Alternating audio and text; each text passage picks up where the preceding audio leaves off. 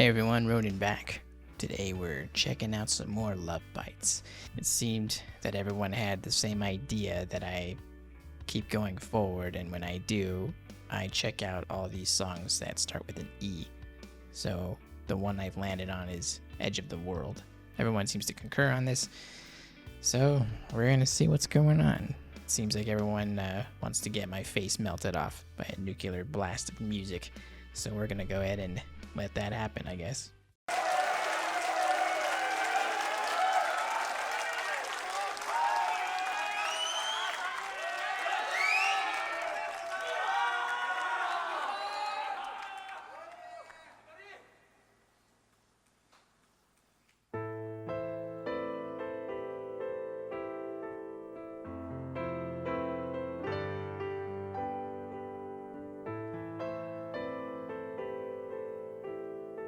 I'm assuming this is going to be the guitar progression as well. Why do we let hate deceive in life? Hurt each other. Why does it never end? Does sorrow keeps on repeating, waiting, contemplates on the rain, reeling it, no one ever knows, wondering, the only time can tell.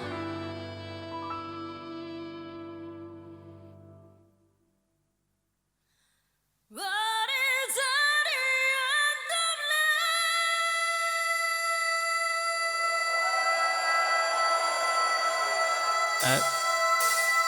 We're off the piano.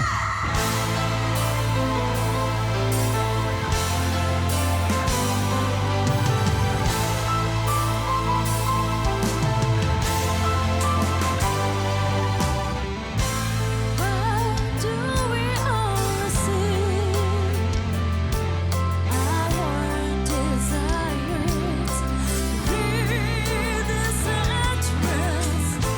Why, if there's already I'm surprised they didn't try to kill me right away. it's no, just a search of barbarian, sacred.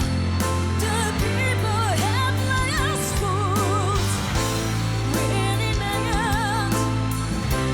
No one ever knows, wondering, don't know where to look. Carrying the bliss of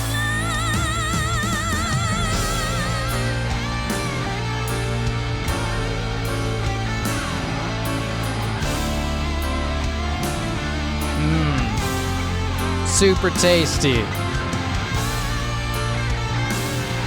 The guitar riff, I mean.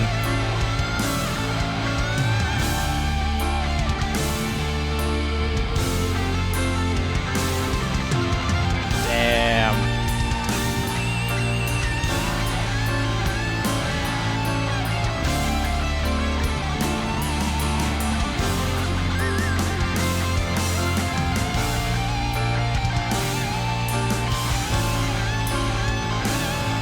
Damn.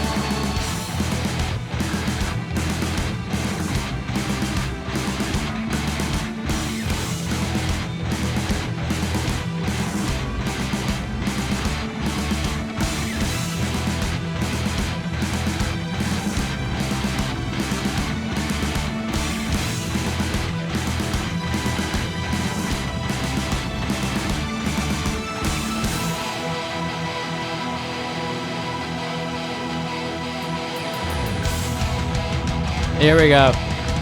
Here we go.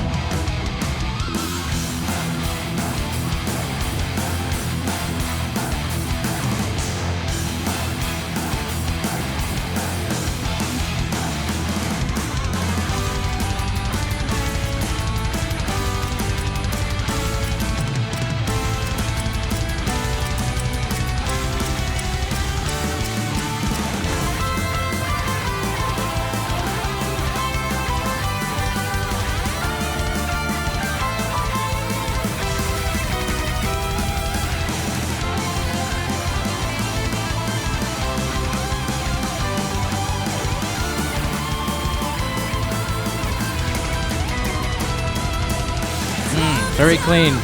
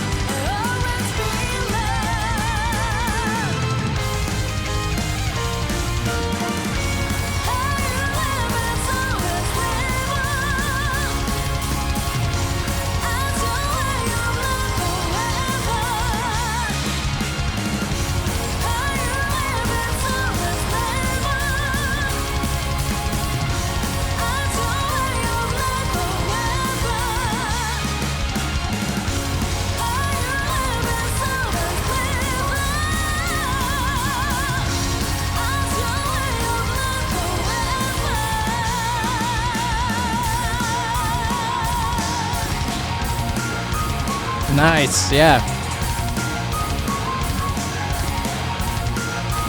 Love the drums here.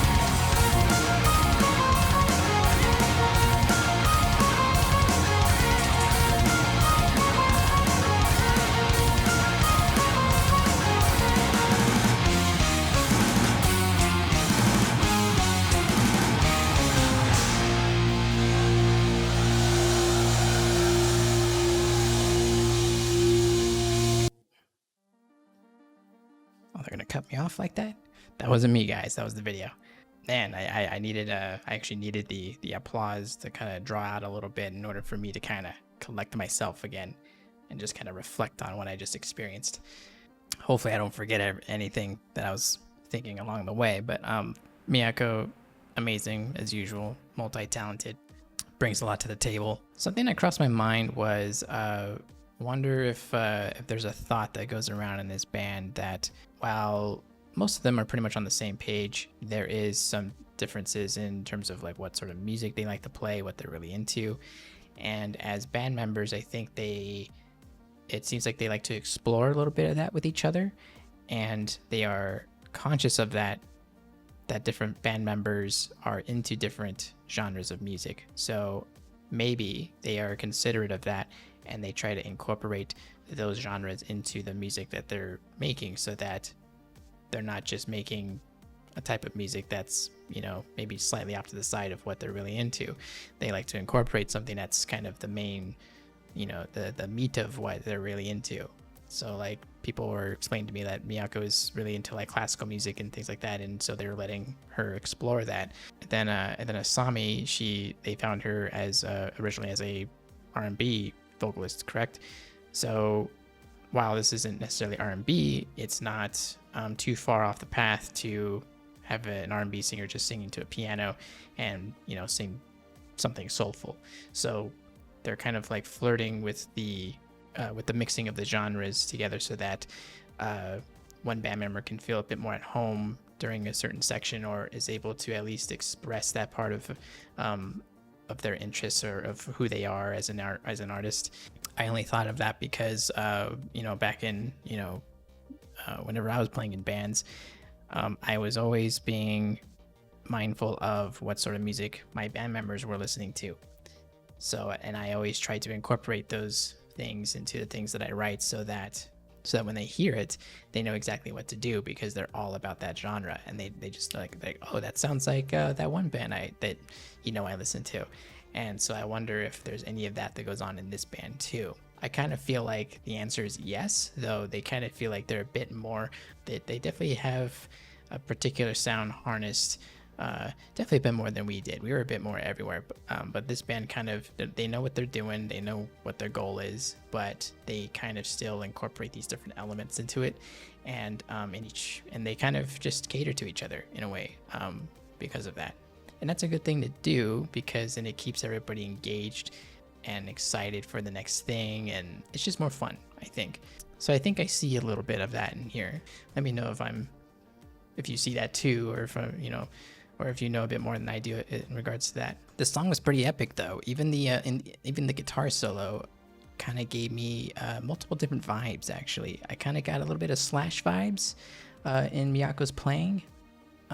Just the way that she was bending, the way she was letting notes ring out, it kind of reminded me of Slash a little bit.